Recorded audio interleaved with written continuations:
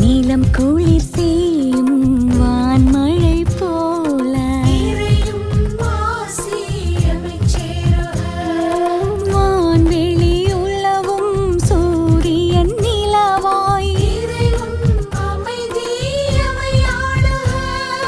தானென நினையா படைப்பும் நிலமாய் ஆசியும்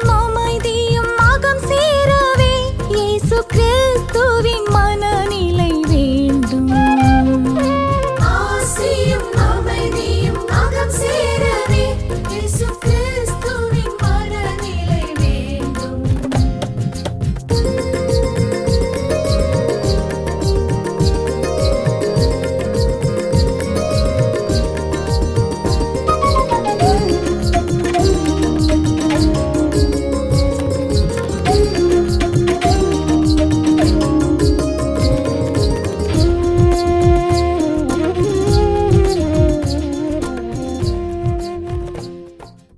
தந்தை மகன் தூய ஆவியாரின் பெயராலே ஆமென்.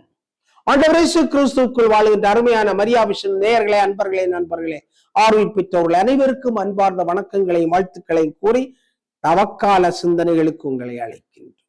தவக்காலம் தவக்காலம் இது தவக்காலம் என்று பாடுகின்ற இந்த காலகட்டத்துல ஆண்டவர் தொடக்க நாளிலே திருநீற்று புதன் தொடங்கி நல்ல சிந்தனைகளை மரியாவிஷன் வழியாக உங்களுக்கு கொடுப்பார். மரியாவிஷன் நேயர்கள் தவக்காலத்தினுடைய சிந்தனைகளை கேட்டு சிந்தித்து தியானித்து பலன் பெற வேண்டுமாய் அன்போடு கேட்டுக் கொள்கிறேன். இந்த இறை வார்த்தையானது மத்தேயு நற்செய்தி பிரிவு 6:1 முதல் 6, 16 முதல் 18 வரை உள்ள இறை வார்த்தையாக இருக்கிறது. இன்றைய நாளில் மைய சிந்தனை நில் கவனி செல். நில் கவனி செல். அன்பான நேயர்களுக்கு இந்த வார்த்தையை கேட்டவுடனே ஆச்சரியமாக இருக்கலாம். நில் கவனி செல். அக்காலத்தில் இயேசு தம் சீடரை நோக்கி கூறியது, மக்கள் பார்க்க வேண்டும் என்று அவர்கள் முன் உங்கள் அறச்செயல்களை செய்யாதீர்கள். இதை குறித்து நீங்கள் எச்சரிக்கையாயிருங்கள். இல்லை என்றால் உங்கள் விண்ணக தந்தையிடமிருந்து உங்களுக்கு கைமாறு கிடைக்காது. நீங்கள் தர்மம் செய்யும் போது உங்களை பற்றி தம்பட்டம் அடிக்காதீர்கள். வெளிவேடக்காரர் மக்கள் புகழ வேண்டும் என்று தொழுகை கூடங்களிலும் சந்துகளிலும் நின்று அவ்வாறு செய்வார்கள். அவர்கள் தங்களுக்கு கைமாறு பெற்றுவிட்டார்கள் என உறுதியாக உங்களுக்கு சொல்லுகிறேன். நீங்கள் தர்மம் செய்யும் போது உங்கள் வழக்கை செய்வது இடக்கைக்கு தெரியாது இருக்கட்டும். அப்பொழுது நீங்கள் செய்யும் தர்மம் மறைவாயிருக்கும். மறைவாய் உள்ளதை காணும் உங்கள் தந்தை உங்களுக்கு கைமாறு அளிப்பார். நீங்கள் இறைவனிடம் உங்களுக்கு வேண்டும் பொழுது வெளிவேடக்காரர் போல் இருக்க வேண்டாம். அவர்கள் தொழுகை கூடங்களிலும் வீதியோரங்களிலும் நின்று மக்கள் பார்க்க வேண்டும் என இறைவேண்டல் செய்ய விரும்புகிறார்கள். அவர்கள் தங்களுக்குரிய கைமாறு பெற்றுவிட்டார்கள் என உறுதியாக உங்களுக்கு சொல்லுகிறேன். ஆனால் நீங்கள் இறைவனிடம் வேண்டும் பொழுது உங்கள் உள்ளறைக்கு சென்று கதவை அடைத்துக் கொண்டு மறைவாய் உள்ள தந்தையை நோக்கி வேண்டுங்கள். மறைவாய் உள்ளதை காணும் உங்கள் தந்தை உங்களுக்கு கைமாறு அளிப்பார். மேலும் நீங்கள் நோன்பு இருக்கும் போது வெளிவேடக்காரரை போல் முகவாட்டமாய் இருக்க வேண்டாம். தாங்கள் நோன்பு இருப்பதை மக்கள் பார்க்க வேண்டும் என்று அவர்கள் தங்கள் முகங்களை விகாரப்படுத்திக் கொள்கிறார்கள். அவர்கள் தங்களுக்குரிய கைமாறு பெற்றுவிட்டார்கள் என உறுதியாக உங்களுக்கு சொல்லுகிறேன். நீங்கள் நோன்பு இருக்கும்போது உங்கள் தலையில் எண்ணெய் தேய்த்து முகத்தை கழுவுங்கள். அப்பொழுது நீங்கள் நோன்பு இருப்பது மனிதருக்கு தெரியாது. மாறாக மறைவாய் இருக்கிற உங்கள் தந்தைக்கு மட்டும் தெரியும். மறைவாய் உள்ளதை காணும் உங்கள் தந்தையும் உங்களுக்கு ஏற்ற கைமாறு அளிப்பார். கிறிஸ்து வழங்கும் நற்செய்தி. கிறிஸ்துவை உமக்கு புகழ். நில் கவனி செல். மிக அருமையான ஒரு சிந்தனை. சாலையிலே கடந்து செல்கின்ற பொழுது அழகாக 3 விளக்குகள் எரிகின்றன. நில் கவனி செல். நில் கவனி செல். ஆரஞ்சாக இருக்கலாம், அடுத்த சிவப்பாக இருக்கலாம், வெள்ளையாக இருக்கலாம், பச்சையாக இருக்கலாம். இந்த நிறங்கள் மனிதர்கள் ஒருவருக்கொருவர் மோதிக்கொள்வதை தடுக்கிறது. மனிதர்களை கொல்லுவதை தடுக்கிறது. மனிதர்கள் முண்டியடித்துக் கொண்டு சென்று விபத்திற்குள் மாட்டுவதை தடுக்கக்கூடிய வார்த்தைகளாக இருக்கு. மனிதர்கள் சமூகத்திலே ஒழுங்கை கடைபிடிக்க வேண்டும் என்று சொல்லக்கூடிய வார்த்தைகளாக இருக்கின்றன. ஒரு ஒழுங்கை, ஒரு கட்டுப்பாட்டை, ஒரு ஒழுக்க நெறிய சொல்லக்கூடிய வார்த்தைகளாக, நிறங்களாக இருக்கின்றன.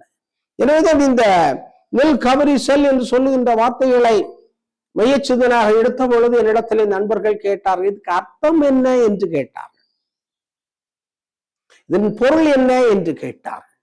இந்த டிராபிக்ல இருக்கிற மாதிரி நில் கவரி செல் என்று சொல்லக்கூடியதை போட்டிருக்கிறீர்களே என்று சொன்னார்கள். உண்மைதான், உண்மைதான். நில் கவனி செல். ஆண்டவர் இயேசு கிறிஸ்துக்குள் வாழ்கின்ற அருமையான என் சகோதர சகோதரிகளே, ஓட்டம் நடையுமாக நம்முடைய வாழ்க்கையை உருட்டி கொண்டு சென்று கொண்டே இருக்கின்ற பொழுது அந்த ஓட்டத்திலே, அந்த வேகத்திலே, அந்த பரபரப்பிலே இறைவனுடைய வார்த்தையை தொலைத்து விடுகின்றோம். பணத்தை தொலைத்து விட்டால் மீண்டும் உருவாக்கலாம், இறைவனுடைய வார்த்தையை தொலைத்து விட்டால் நாம் அது எப்படி எடுப்பது?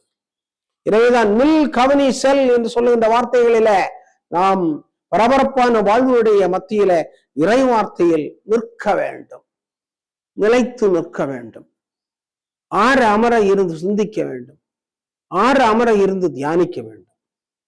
அதைத்தான் ஆண்டவர் இயேசு கிறிஸ்துவினுடைய வாழ்விலை பார்க்கின்றோம். பரபரப்பான ஒரு வாழ்க்கையை தொடங்கி இருக்கலாம், ஆனால் பரபரப்படைந்து செல்லவில்லை, மாறாக பாலைவனத்திற்கு சென்றார், நின்றார், உள்ளே கவனித்தார், வெளியே கவனித்தார், சமூகத்தை கவனித்தார், செல்ல தொடங்கினார். எனவே நில் கவனி செல் என்று சொல்லுகின்ற பொழுது முக்கியமான சிந்தனையாக, குறிக்கோளாக, முக்கியமாக நம்முடைய மாணவர் இயக்கத்தில் இருக்கின்ற பிள்ளைகளுக்கு சொல்லிக் கொடுப்பார்கள். காரணம் 12ஆம் வகுப்பு முடித்தவுடனே மாணவர்களுக்கு எந்த திசையில் செல்ல வேண்டும் என்பது தெரியாமல் இருப்பார்கள். எனவே அவர்களை கூட்டி வைத்துக் கொண்டு வாழ்க்கை என்றால் என்ன, என்ன படிக்க வேண்டும், எப்படி படிக்க வேண்டும், எந்த நாட்டிலே படிக்கலாம், எந்த துறையிலே படிக்கலாம், எங்கு படித்தால் வேலை கிடைக்கும், எப்படி படித்தால் வேலை கிடைக்கும் என்பதை பற்றியெல்லாம் நாம் சொல்லிக் கொடுக்கின்றோம். அதிலே அவன் நிற்கின்றான், பரபரப்பு அடைந்து ஓட்டத்தை தொடங்காமல் நிற்கின்றான், சிந்திக்கின்றான், தீர்மானிக்கின்றான், செல்லுகின்றான். அதுபோல ஆன்மீக வாழ்விலே நம்முடைய வாழ்வை மகிழ்ச்சிகரமான ஒன்றாக மாற்றுகின்ற பொழுது நாம் நிற்க வேண்டும். வீட்டை கட்ட தொடங்கும் முன் ஆண்டவர் சொல்லி இருக்கிறார், அவன் உட்கார்ந்து அவன் சிந்திக்கின்றான், என்னால் இந்த வீட்டை கட்டி முடிக்க முடியுமா?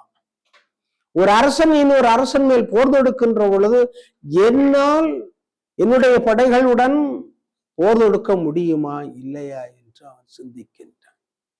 ஆனா ஹிட்லர் ரஷ்யா மேல் படையெடுத்த பொழுது தவறிவிட்டான். நில் கவனி செல் என்று சொல்லுகின்ற பிரின்சிபல, தத்துவத்தை அவன் கடைபிடிக்கவில்லை. குளிர்காலம் வந்து கொண்டிருக்கிறது என்று அவனுக்கு சொல்லி இருக்க வேண்டும், அவன் சிந்தித்திருக்க வேண்டும். வந்து கொண்டிருக்கின்ற குளிர்காலத்தை விரட்டி பிடித்து மாஸ்கோவை பிடித்து விட வேண்டும் என்று நினைத்தான்.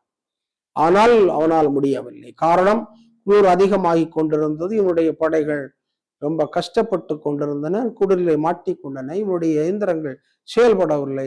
அவன் திரும்பி வர வேண்டி இருந்தது.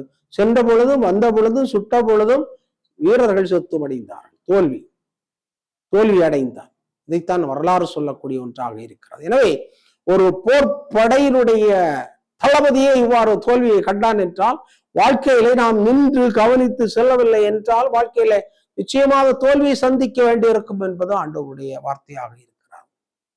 ஆண்டவர் இயேசு பாலைவனத்திற்கு சென்றார், இறைவனுடைய திட்டத்தை பற்றி சிந்திக்கின்றார், தியானிக்கின்றார், தெளிவாகின்றார். அதனுடைய வேகத்திலே நாசரேத்திற்கு வருகின்றார். ஆண்டவருடைய ஆவி என் மேல் உள்ளது என்று அவர் தொடங்குகின்றார், செல்லுகின்றார். முழு மூச்சாக தன்னுடைய பணியிலே இறங்குகின்றார். கடைசியில சிலுவையில அறைய போகிறார்களே என்று சொன்ன உடனே, ஐயோ சிலுவையில் அறைய போகிறார்களா என்று அவர் மிரண்ட விடவில்லை. அவருக்கு தெரியும், சிலுவை சாவு நிச்சயமாக புரட்சியாளர்களுக்கு வரக்கூடிய சாதாரணமான ஒரு சாவு. அவருடைய துன்பங்கள், அவருடைய வலிகள், அவருடைய கசையடிகள் எல்லாவற்றையும் அவர் தாங்கிக் கொள்கின்றார். காரணம், அவர் நின்று தியானித்து சிந்தித்து உணர்ந்து, தந்தையே உம்முடைய விருப்பத்தை நிறைவேற்றுவதே என்னுடைய வாழ்க்கையின் நோக்கம் என்று தெரிந்து கொண்டார், தேர்ந்தெடுத்து கொண்டார். எனவே நில் கவனி செல் என்று சொல்லுகின்ற பொழுது நாம் சிந்திக்க வேண்டும். இறை வார்த்தையிலே கொஞ்ச நேரம் சிந்திக்க வேண்டும். நம்முடைய வழிபாடுகளில் எல்லாம் அவற்றையும் போடப்பட்டா என்று நாம் சொல்லிக் கொண்டு சென்று விடுகின்றோம், கடந்து சென்று விடுகின்றோம். அப்படி அல்ல, சிந்திக்க வேண்டும். ஆறு அமர இருந்து சிந்திக்க வேண்டும், தனிமையாக இருந்து சிந்திக்க வேண்டும். ஆலயத்திலே இருந்து சிந்திக்க வேண்டும், அடுப்படியிலே இருந்து சிந்திக்க வேண்டும், வீட்டிலே இருந்து சிந்திக்க வேண்டும், விளையாடுகின்ற இடத்திலே சிந்திக்க வேண்டும், படிக்கின்ற இடத்திலே சிந்திக்க வேண்டும், பாடுகின்ற இடத்திலே சிந்திக்க வேண்டும், ஜபிக்கின்ற இடத்திலே சிந்திக்க வேண்டும், எதை செய்தாலும் சிந்திக்க வேண்டும். அதுதான் உண்மையான தியானமாக இருக்க முடியும். எனவே இந்த திருநீற்று புதனிலே ஆண்டவர் கொடுக்கின்ற இறை வார்த்தையை நாம் மீண்டும் மீண்டும் சிந்தித்து பார்ப்போம்.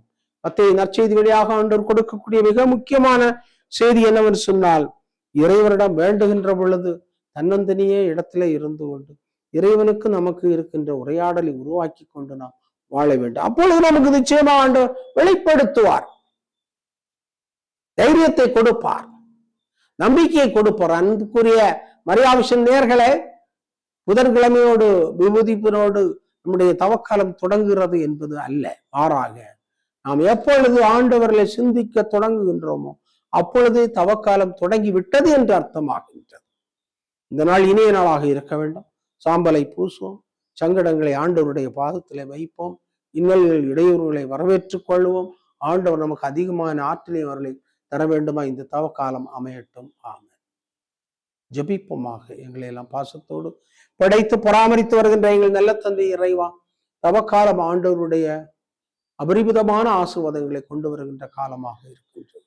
எங்களை ஆசிரியத்திலும் நாங்கள் இறைவார்த்தையிலே நிலைத்து நின்று சிந்தித்து சீர்தூக்கி பார்த்து சென்றிட வேண்டிய ஆற்றலையும் அருளையும் எங்கள் ஒவ்வொருவருக்கும் தந்து வழிநடத்த வேண்டுமாய் எங்கள் ஆண்டவரும் திருமகனும் ஆகிய இயேசு கிறிஸ்து வழியாக உம்மை பார்த்து மன்றாடுகிறோம்.